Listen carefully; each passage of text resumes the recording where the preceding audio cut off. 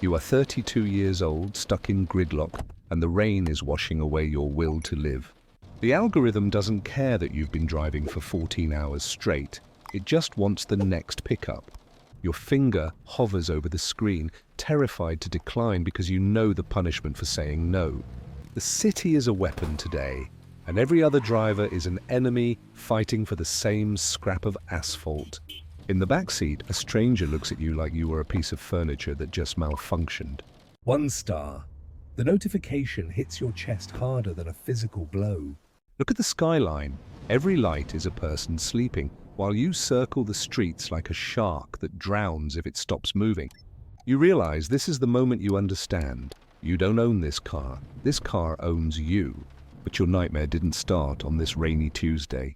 It started 5 years ago with a flyer that promised you freedom. You remember walking into the dealership, blinded by the studio lights and the smell of opportunity. The man across the desk wasn't selling you a vehicle, he was selling you a dream of independence. You signed the contract. You didn't see the interest rate as a cage, you saw it as a ticket. When they handed you the keys, you felt like a king. This white sedan was your throne. You told your partner this was it. The end of struggle, the beginning of being your own boss. The first day was magic. The app pinged and money appeared out of thin air. The leather was perfect. The air was crisp. You were the captain of your own ship.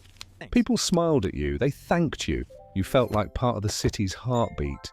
When that first bonus hit your bank account, you did the math and thought you'd be rich in a year.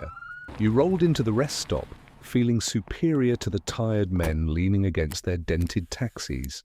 The old-timer looked at your shiny bumper and didn't say a word. He just lit a cigarette and looked away. You thought he was jealous. You didn't know he was looking at a ghost. For a month, the green lights aligned. The GPS was your best friend. You kept that car spotless. Not a speck of dust was allowed to settle on your future. You spent money freely, believing the faucet would never turn off. Driving felt like a video game where you always won. Then came the first update. A small adjustment to the incentive structure. You frowned at the screen. You had to drive 10% more to make the same money. Then gas prices ticked up. Just a few cents, but enough to notice at the pump. The first rude passenger left a wrapper on your floor. It felt like a personal insult. You wiped it away, telling yourself it was just one bad apple. The alarm clock started to feel heavier at 5 a.m. The snooze button became a daily negotiation. But you got up, because the car payment doesn't sleep, so neither can you. The rainy season began. The roads turned slick and dangerous. The map turned red. Surge pricing. The siren song that drags you out into the storm. You chased the red zones, but the traffic froze you in place. By the time you arrived, the bonus was gone. The algorithm had played you. 6 months in, you sat down with a calculator and felt the first cold drop of fear. You stopped eating at tables. The driver's seat became your dining room. You looked in the mirror and saw the shine fading from your eyes, just like the wax on the hood. A year passed. The city stopped looking like a playground and started looking like a grinder. The floor mats were permanently stained. The new car smell was replaced by stale air conditioning. The bonuses vanished completely. Now the app only offered threats. You started hating the other drivers. Every slow car was stealing money from your pocket. Then came the night shift. The drunks. The people who think they bought you with the fare. The sound of retching in the back seat is a sound that stays with you forever. Scrubbing vomit at 2 a.m. on the side of the road strips away your dignity layer by layer. The cleaning fee was a joke. You lost a night's wages and a piece of your soul. The tires wore out faster than the brochure said they would. You emptied your savings to keep the machine running. You were feeding the car, not your family. The fights at home started, small at first. Arguments about grocery bills and long hours. You escaped into the car. It was quieter on the highway than in your own kitchen. You entered the zombie state, eyes open, brain off, following the blue line on the map. You saw the old-timer again. This time, you didn't smile, you just nodded. You realized the supply was infinite. For every dropout, the app recruited 2 more. You sat on corners for 20 minutes, begging the satellite for a ping. Then the pain started, a dull throb at the base of your spine that never really left. Pharmacy visits became part of the refueling routine. Gas for the car, pills for the driver. You learned to swallow painkillers without water while waiting at red lights. The police saw you as a walking ATM. You paid the bribe because fighting it would cost you a day in court you couldn't afford. You screamed inside your closed cabin, a soundproof box of rage. The app asked you to verify your identity. Smile, it said. You bared your teeth at the camera like a trapped animal. Verified. You became a stranger in your own house. Your partner was asleep when you left and asleep when you returned. The red ink on the bills grew brighter. The rent was always due. The car seat had molded to the shape of your back. You fit the machine perfectly now. Passengers stopped being people. They were cargo that talked too loud. You looked at them in the mirror and you realized they didn't see a human being. They saw a steering wheel that talked. The first dent happened. You didn't have the cash to fix it. The algorithm noticed. Your ratings slipped. The premium rides stopped coming. You scrubbed the seats until your hands were raw, trying to wash away the depreciation. Gas prices climbed again. The line on the graph went up, but your income line stayed flat. The platform took a bigger cut. They called it a service fee adjustment. You did the math again. After gas, depreciation, and interest, you were earning less than the guy serving coffee. The bank called. You let it ring. You learned to lie to debt collectors with the same ease you navigated rush hour. You decided to pull a 24-hour shift just to catch up, just this once. The streetlights started to blur into long, glowing ribbons. Your eyelids became heavy as lead curtains. You woke up drifting across the lane, the horn of a truck blasting in your ear. You pulled over, heart hammering against your ribs, realizing you almost died for a $6 fare. Your partner texted, just a question mark. You texted back one word. Working. It was the only truth you had left. The ping sounded. You accepted. You always accept. A kid got in, younger than you, richer than you. He told you to hurry. You obeyed. You are trained to obey. You risked a speeding ticket to save him 30 seconds. He got out without looking back. No tip. Just a door slam.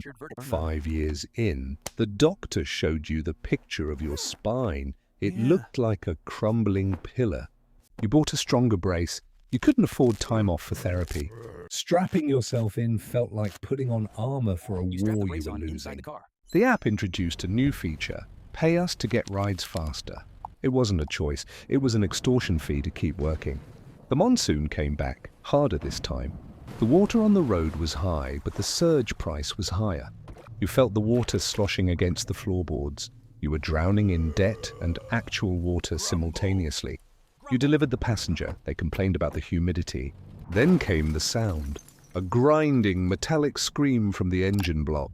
The red light on the dashboard was the eye of a demon staring back at you. The mechanic didn't even look you in the eye. The transmission was gone. The number he wrote on the paper was impossible. It was months of driving. The bank gave you an ultimatum, pay up or walk. You went home and saw the defeat in your partner's eyes. The screaming match that night shattered whatever was left of your marriage. You walked out, not because you were angry, but because you were ashamed. You sat in the dead car. It was cold. It was the only property you had access to. You dialed the number on the sticker, the one that offers cash with no questions. You signed your life away in a dark alley for a stack of bills. The car ran again, but now you worked for the bank and the shark. You drove like a maniac. Safety was a luxury you couldn't afford. The car became a trash can on wheels. You stopped caring. Passengers rated you down. You didn't care. You just needed the miles. The warning emails piled up. Suspension imminent. You stopped going back to the empty apartment. You slept in parking lots. Waking up in a sedan is a specific kind of hell. Your body is a knot of pain. You washed your face in a sink that smelled of urine and gasoline. The face in the mirror wasn't yours anymore. It was a mask of exhaustion. You watched a bird fly over the traffic jam. It landed on a pile of garbage. Even the birds in this city eat trash. Your phone was silent. No one was waiting for you anymore. The app updated the terms of service again. You clicked I agree. You agreed to everything. You agreed to be eaten. Your diet was sodium and caffeine, fuel for a dying engine. You lived in a pile of your own waste, trapped in a depreciating asset. One night, a passenger asked, Are you okay? You almost broke, but you swallowed the scream and just nodded. The shark's interest payment hit. It took everything you made that week. You gripped the wheel so hard you thought the plastic would crack. The city lights looked like bars of a cage. You drove over the bridge. You looked at the black water below. For a second, you thought about turning the wheel, just a sharp right turn into silence. Bing, new request, 4.5 kilometers away. You hit accept. You are a machine. Machines don't drive off bridges, they drive to the pickup point. The odometer rolled over. The car was legally worthless. And so were you. You went back to the dealership, the same glass doors. The man looked at your car like it was a disease. He wrote down a number. It was an insult. It wouldn't even cover the principal on the loan. You were underwater on a sunken ship. Then you saw him, a kid, 22, clean shirt, eager eyes. He was sitting at the same desk, holding the same pen, signing the same lie. You wanted to bang on the glass, you wanted to scream run. But you didn't, you just walked away. You walked with a limp, your spine permanently twisted by the bucket seat. You took out your phone and held down the icon, delete. Your pockets were lighter than the day you started. You had lost 5 years and gained nothing but debt. You stood on the curb and watched the river of red taillights flow past. The city is a monster that eats time and excretes money for someone else.